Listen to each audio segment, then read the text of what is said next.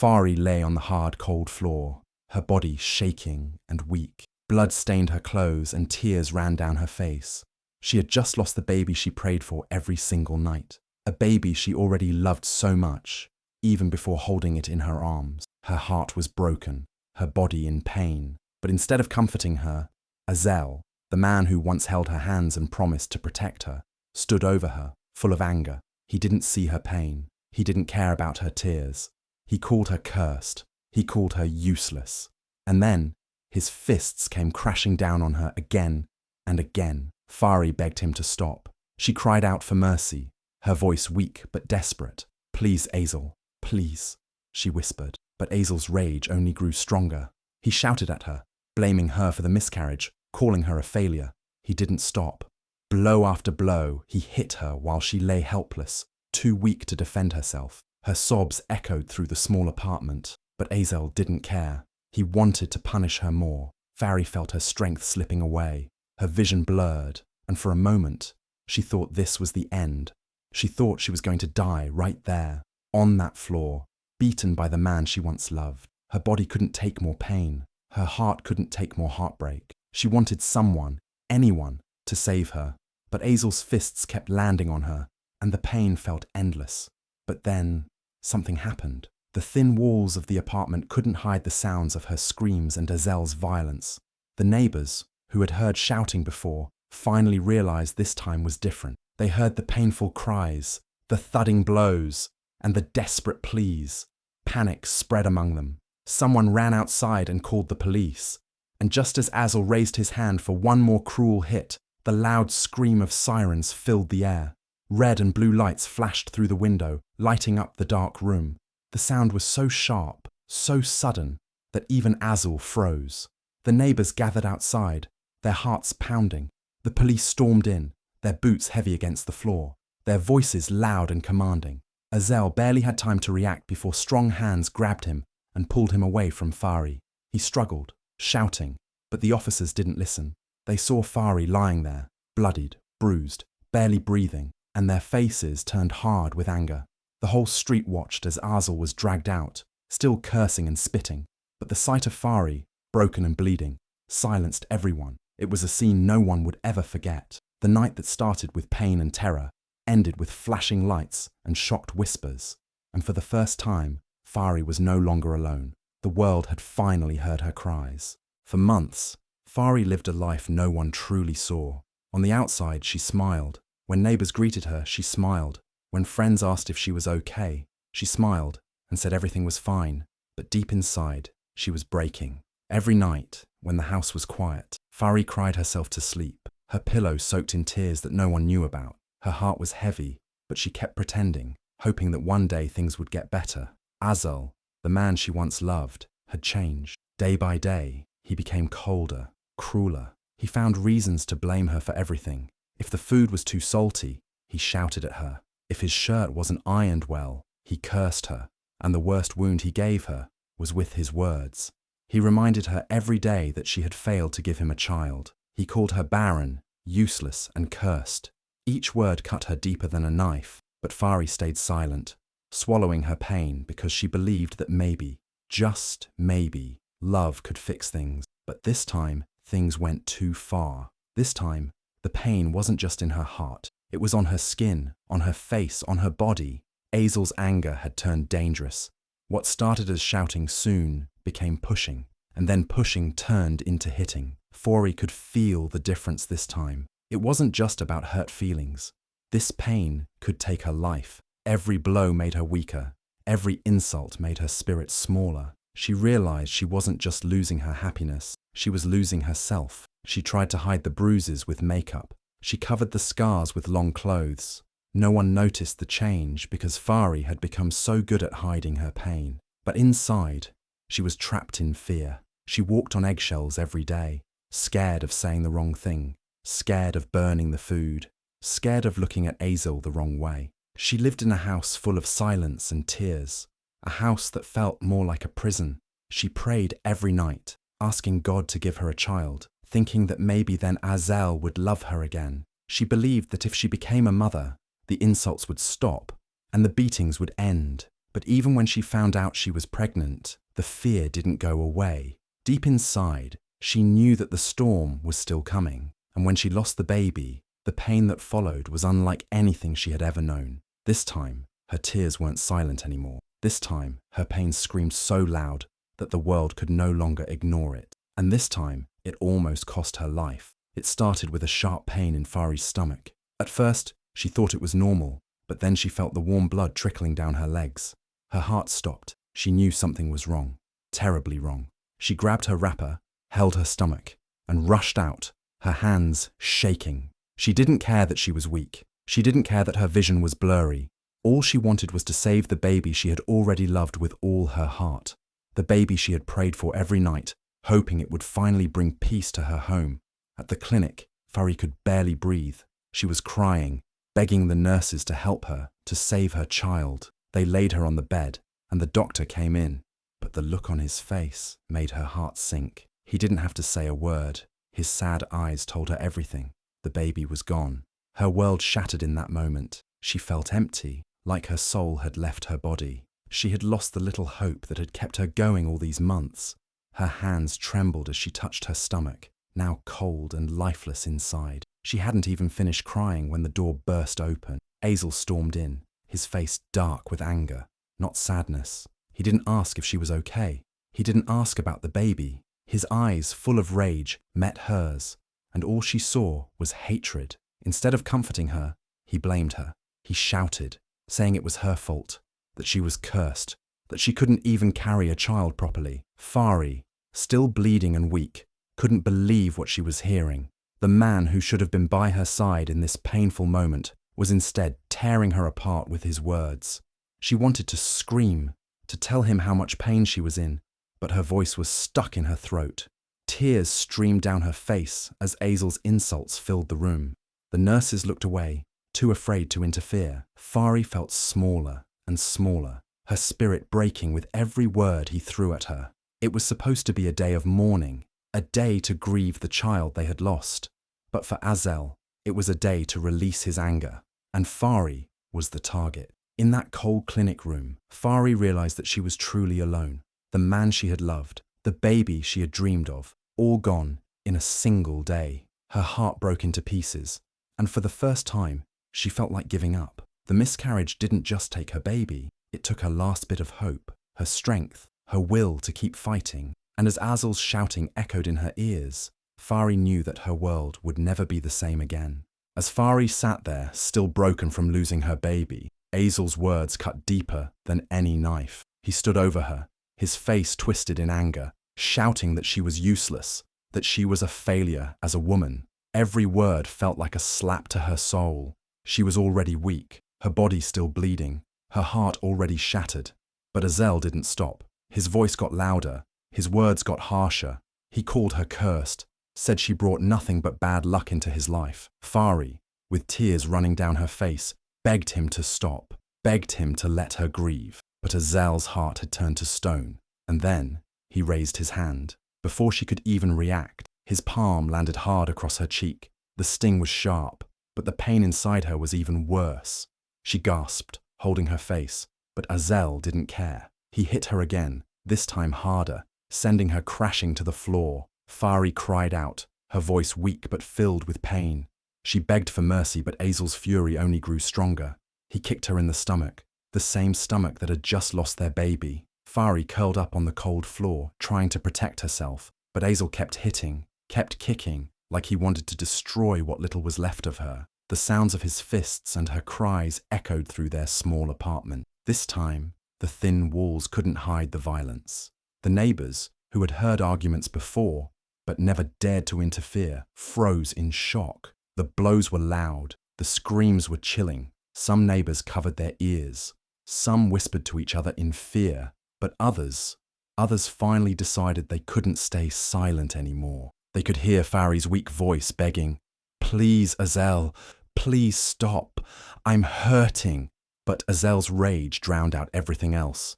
Down the hall, a woman named Mama Titi grabbed her phone with trembling hands and called the police. Another neighbor, Mr. Dapo, paced back and forth, feeling guilty for not stepping in sooner. The whole building felt the tension. Children stopped playing. Adults stood by their doors, listening as every blow Azel delivered echoed through the air like a terrible warning.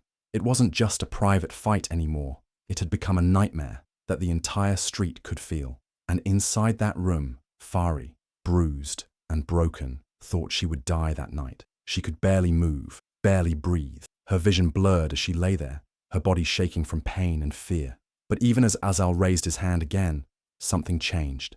Outside, the neighbors' whispers turned into action. Phones were dialing, footsteps were running. Help was finally on its way. But inside, all Fari could do was pray that someone would save her before it was too late.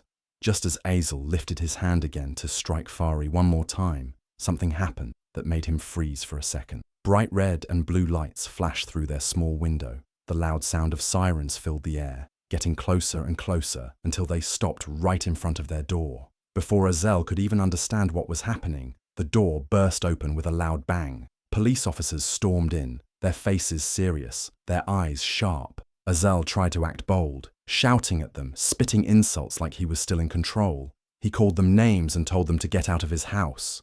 But the officers didn't even listen to his angry words.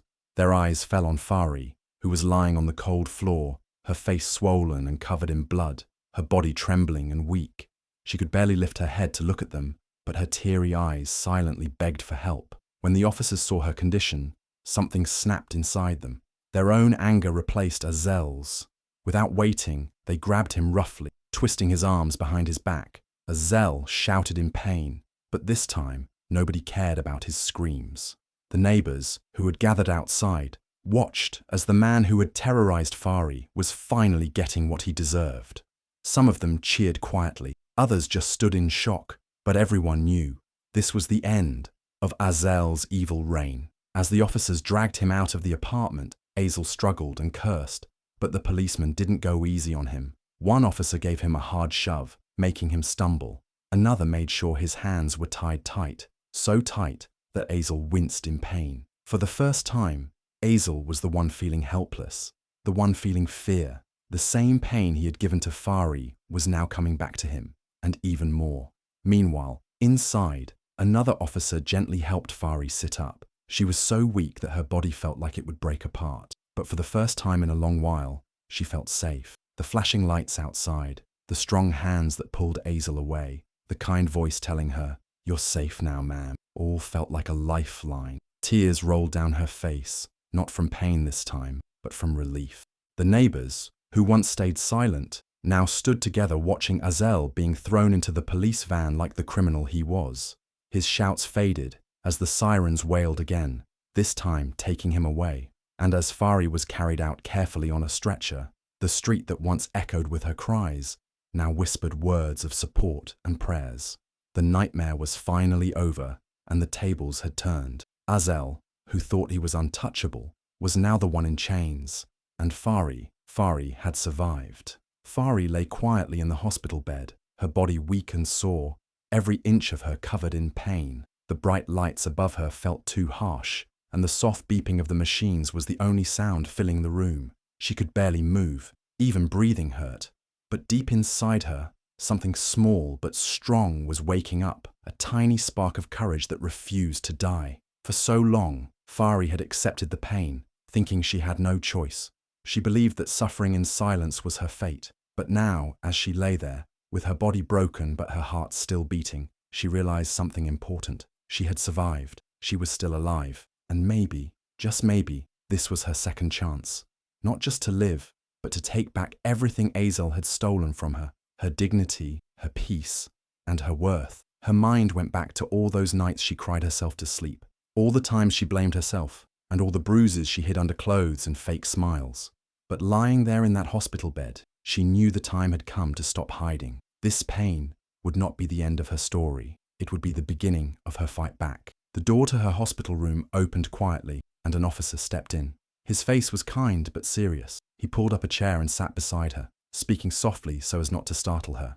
"Ma'am," he said gently, "we've arrested your husband, but we need to know, do you want to press charges against him? Do you want to take this further?" For a moment, Fari couldn't speak. Her lips were dry and cracked. Her throat felt like sandpaper. But the question echoed in her mind. Did she want to press charges? Did she want to stand up for herself after everything she had suffered? Tears filled her eyes, not from sadness this time, but from a feeling she hadn't felt in a long time. Power. Even in her weak state, even with her body failing her, she had a choice, and she was going to use it. Slowly, with every ounce of strength she had left, Fari turned her head toward the officer. Her voice was barely a whisper, but it was clear. Through her cracked lips, she managed to say one word. Yes. The officer nodded, his eyes showing respect. That simple word, soft but strong, was the start of a new chapter for Fari. She wasn't just a victim anymore, she was a fighter now. And as the officer stood up to begin the paperwork, Fari closed her eyes, feeling that tiny flame inside her grow stronger. She knew the road ahead would be hard, but for the first time in a long while, she believed in herself. This was her chance to reclaim her life, and she had just taken the first step. Fari stood in the courtroom, her hands shaking, but her heart steady. It was her first time standing before a judge, and though fear tried to creep in, she pushed it aside. Her face still showed the healing scars, and her arms bore the marks that told the story even before she spoke. The room was packed, people sitting quietly, watching her every move. But Fari was no longer that broken woman on the hospital bed. Today, she was ready to speak her truth. As she stood there, the judge asked her to begin. Fari took a deep breath, her voice soft but clear. She told them everything about the years she suffered in silence, how Azel blamed her for everything, how he called her names and made her feel worthless. She spoke about the baby she had dreamed of, the little life she had already loved in her heart. And then she described the night everything shattered, the bleeding, the loss, and the beating that nearly killed her. The courtroom was silent, hanging on every word. No one moved. No one even breathed too loud. And as Fari's voice trembled when she spoke about losing her baby, some people in the room wiped their eyes. The pain in her words was too real, too raw. Then, one by one, witnesses began to stand. Her neighbors, who once stayed quiet out of fear, found their courage. They told the court how they had heard her screams through the thin walls, how they saw her bruises but didn't know how to help. One neighbor even confessed that they were the one who called the police that night because they couldn't take the sounds of violence anymore. The courtroom gasped. People looked at Azel, who sat there with his face hard, but his eyes starting to shift nervously. His charming mask was slipping, and everyone could see the monster behind it now. More witnesses came forward, each adding pieces to the truth Fari had carried alone for so long. A nurse from the hospital testified about Fari's injuries, saying they were the worst she had seen in years. Another person said they had seen Azel threaten Fari in public before, but never thought it would go this far. The energy in the room changed. What started as quiet listening turned into murmurs of shock and whispers of support for Fari. People who once doubted her were now nodding their heads, understanding the pain she had survived. Fari stood taller with every word spoken in her favor. She felt strength building inside her as more people chose to stand with her. This was no longer just her fight. The truth was out now, and everyone could see Azel for what he really was. The judge watched everything closely, his face serious but full of empathy for Fari. By the time the last witness finished speaking, the courtroom was no longer silent. It was filled with the powerful weight of truth, and for the first time, Fari felt like she wasn't alone. She had fought back, and the whole world finally believed her. Azel sat in the courtroom, still wearing that proud, smug smile he always had. He thought he would walk away free, just like every other time he had hurt Fari and faced no consequences. He believed no one would believe her, that his charm and smooth words would save him again. But as the judge's voice echoed in the room, Azel's smile slowly faded. The judge declared him guilty, guilty of assault, guilty of domestic violence, guilty of nearly destroying Fari's life. And then came the words that made Azel's heart drop. Years in prison. The courtroom gasped, but Fari felt tears roll down her face. This time, tears of relief. Justice was finally served. Azel, the man who once raised his fists at her, was now going to pay for every bruise, every scar, and every tear he had caused. He looked around, hoping someone would defend him, but no one moved. The neighbors, the witnesses, even his own family turned their eyes away in shame. His power was gone. His charm was broken. As he was led out of the courtroom in handcuffs, Azel's head hung low. The same hands he used to beat Fari were now chained, and the streets that once feared him now whispered about his downfall. People pointed as he was shoved into the police van, and the media captured every second. His pride was crushed. The man who thought he was untouchable was now just another prisoner. But prison was not kind to men like Azel. Inside those walls, there was no charm, no lies that could save him. The other inmates, many of whom had their own codes, had no mercy for someone who hurt a woman, especially a woman who had already lost so much. The same fists Azel once used to cause pain now felt pain themselves. Prison guards didn't look the other way, and inmates didn't hesitate to show him exactly what real punishment felt like. Day by day, Azel's proud face changed. The man who once called Fari useless now begged for mercy. The walls of the prison echoed with his cries, just like Fari's cries once echoed through their apartment walls. It was like the universe itself had turned the tables. Every insult, every hit, every cruel word he threw at Fari came back to him 10 times harder. And as the days turned into months, Azel realized there was no escape. His name, once spoken with fear, now became a joke among inmates. His pride was gone, his power was broken, and justice, at last, was served in full. Meanwhile, outside those prison walls, Fari was healing, growing stronger each day, while Azel faced the darkness he had once forced her to live in. The monster had fallen, and the world watched as justice made sure he would never rise again. With Azel locked away, Fari finally had the space to breathe. For the first time in years, she woke up without fear. But the road to healing wasn't easy. The scars on her body were nothing compared to the pain in her heart. She felt broken, lost, and empty. But deep inside, a small voice whispered, "You survived." And that voice gave her the courage to take the first step. She started going to therapy, even though at first she wasn't sure it would help. But sitting in that small room, she finally let out the tears she had hidden for so long. Her therapist listened, not judging, not blaming, just hearing her pain. And little by little, Fari felt lighter. Each session was like dropping a heavy stone from her chest.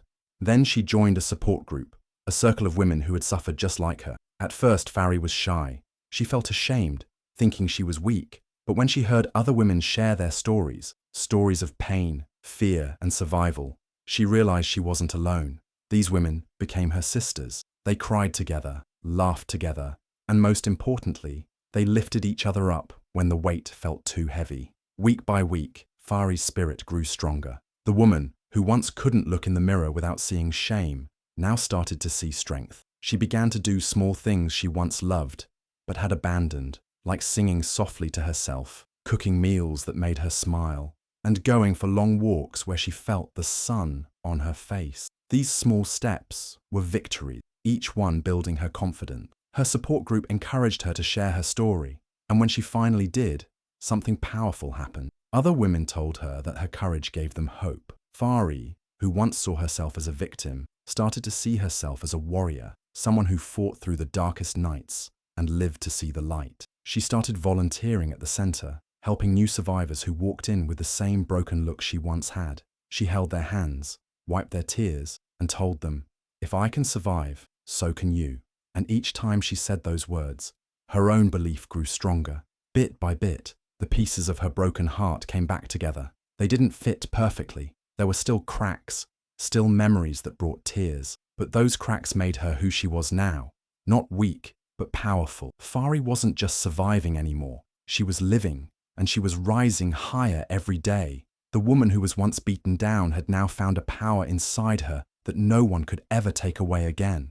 And as she looked at her reflection, she finally smiled. A real, beautiful smile that said, "I am free." 2 years later, Fari stood tall on a big stage, facing hundreds of people. Bright lights shone on her, but this time, she wasn't afraid. She looked out at the crowd, women, men, young and old, all waiting to hear her story. Her hands trembled a little as she held up 2 pictures. One was from that terrible night, showing her face swollen and bruised, her eyes full of pain. The other was a photo taken just last week, her face glowing, her smile wide, her eyes shining with strength. The room fell silent as she began to speak. 2 years ago, I thought my life was over, she said softly. They tried to break me. They tried to silence me with pain. But I turned my pain into power.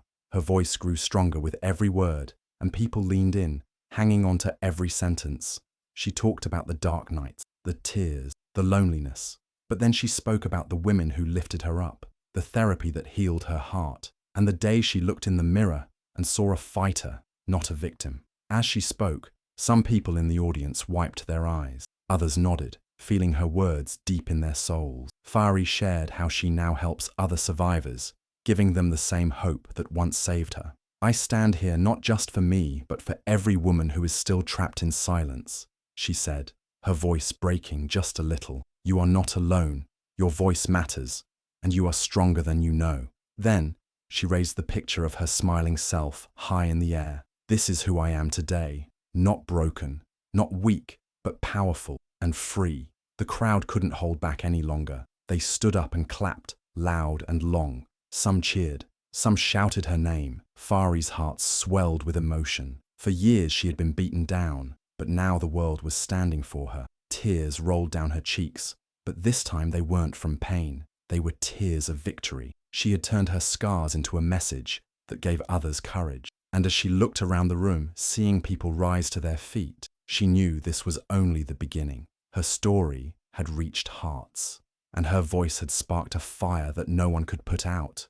The applause echoed through the hall, and Fari smiled through her tears, knowing she had truly won. She was no longer a woman who survived. She was a woman who conquered, and the world was finally listening.